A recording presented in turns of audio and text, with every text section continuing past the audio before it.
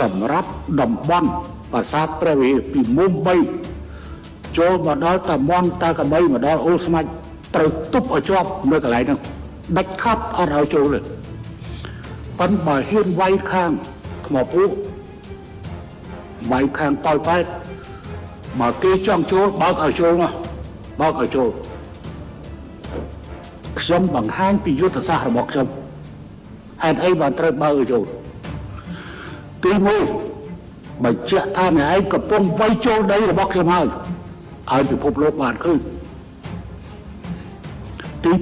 2កងទ័ពកាលណានៅមិនតាន់ពង្រាយទេកងទ័ពនៅក្រាស់ប៉ុន្តែកាលណាពង្រាយភ្លាមគឺកងទ័ពដូចខ្សែយឺតចឹងអញ្ចឹងកងទ័ពត្រូវស្ដើងយើងត្រូវវាយកាត់យកតែម្ដង